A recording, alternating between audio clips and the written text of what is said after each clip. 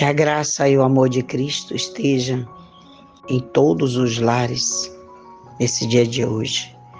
Vamos ao nosso estudo. O estudo de hoje se encontra em 1 Samuel 13, do versículo 11 ao 23, a continuação. Aleluia! Samuel anuncia o juízo e o exército de Saul. Aleluia! Então Samuel disse: "O que tens feito?"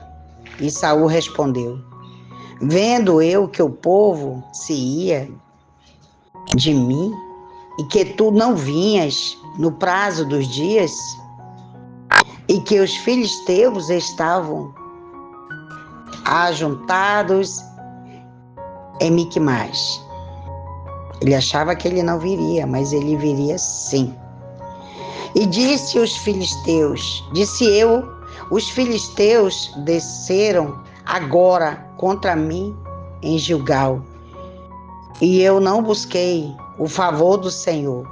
Esforcei-me, pois ofereci holocausto.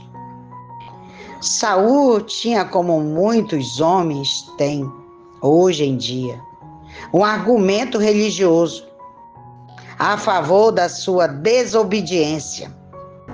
Ele tinha os seus olhos no povo, como registrado no versículo 11, e não em Deus e nos seus mandamentos. Então Samuel disse a Saul: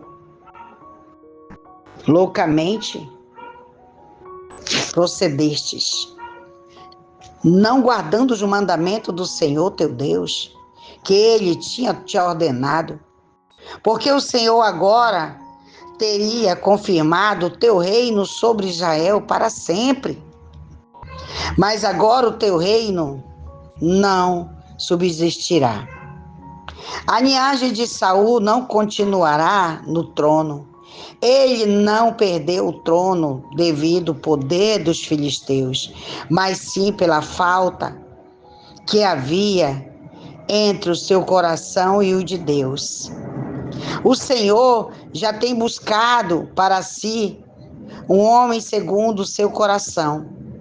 Esse homem seria Davi, ao qual o Senhor já ordenou que seja capitão sobre o seu povo. Portanto, tu não guardaste o que o Senhor te determinou. Se Saul verdadeiramente tivesse se arrependido, ele poderia ter sido perdoado, porque as ameaças de Deus, tanto quanto as suas promessas, são condicionais. Não há fatalidade na Bíblia, e sim uma disciplina eterna para que o homem se recupere. Porém, por detrás dela está a onisciência e a onipotência divina.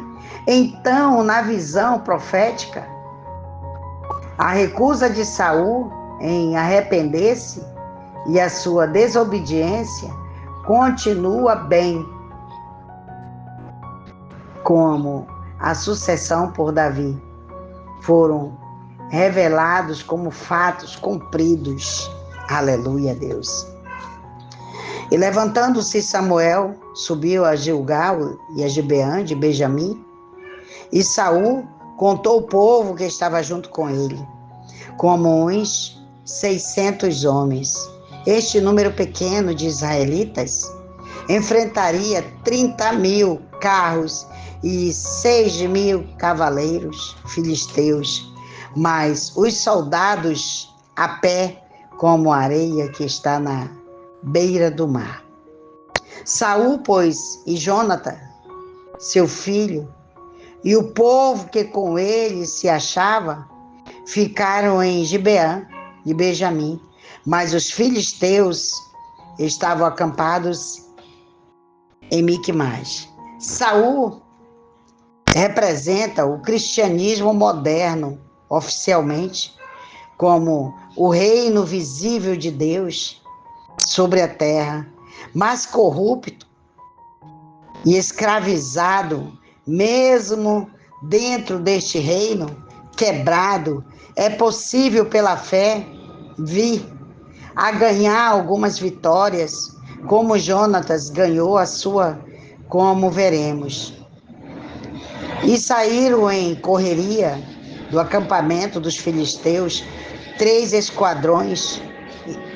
Um esquadrão se foi pelo caminho de Ofra para a terra de Saul. O outro esquadrão partiu para Bet-Horon. E o terceiro esquadrão partiu para a região do termo que olha para o vale de Zeboim, para o deserto. A conduta dos filisteus é a dos homens muito seguros da sua própria força. E em toda a terra de Israel não se achava um só ferreiro, alguém que faz artigos de ferro, porque os filisteus haviam dito para os hebreus: não façam espada ou lança.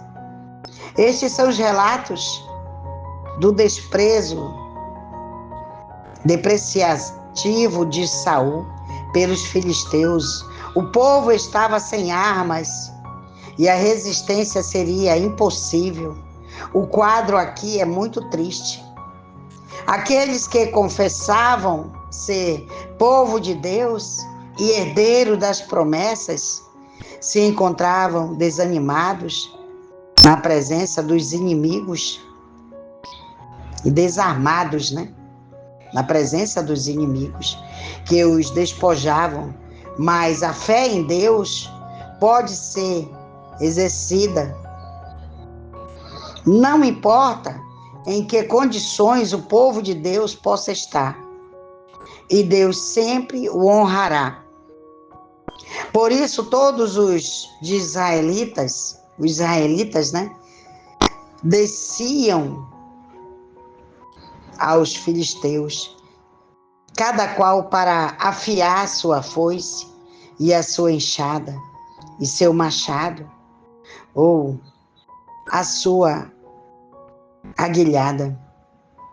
Tinham, porém, limas para quando se embotavam as suas enxadas ou as forquilhas de 3 dentes, ou os machados para consertar as aguilhadas. E aconteceu que no dia da batalha não se achou nem espada nem lança na mão de alguns, de todo o povo que estava com Saul e com Jonatas, mas somente as tinha Saul e Jonatas, seu filho. Só Saul e Jonatas tinham lanças. Então, não só estavam ali apenas 600 israelitas, que tinham que enfrentar uma multidão de filisteus, mais de 600 homens que não tinham armas de guerra. Este é um quadro perfeito da igreja moderna, que não tem armas espirituais para poder empreender a guerra espiritual, porque não entende a cruz com respeito à santificação. Está lá em Romanos 6, do versículo 3 ao 14. E a guarnição dos filisteus saiu ao desfiladeiro de Miquimais. Essa é a mensagem. Sem armas espirituais, não avançamos, não conquistamos. Qual é a arma espiritual que Deus está falando aqui? Está junto com Deus. Pedir a presença de Deus em tudo que você vai fazer. Eu sempre, quando eu saio de casa, eu digo: Senhor, eu falo como Moisés, se a tua presença não for comigo, não me deixa ir, Pai. Não me permita chegar em lugar nenhum se a tua presença não estiver junto. Olha só a diferença. Aquele povo lá atrás, o povo que seguiam a Saul, Eles iam pela força. E Deus não estava presente no que Saul estava fazendo mais. Ele só estava observando como ele faz comigo e contigo. Ele nos observa para ver até onde nós vamos. Esse é o Deus poderoso. Amém? Confie nele. Faça a vontade dele. Amém? Que Deus te abençoe. Que Deus abençoe teu lar, tua família. Aonde chegar essa mensagem. Que Deus te guarde, te guie, te mostre a verdade. Que seja desvendado teus olhos, o teu ouvir. Que você venha ouvir a voz de Deus. Amém?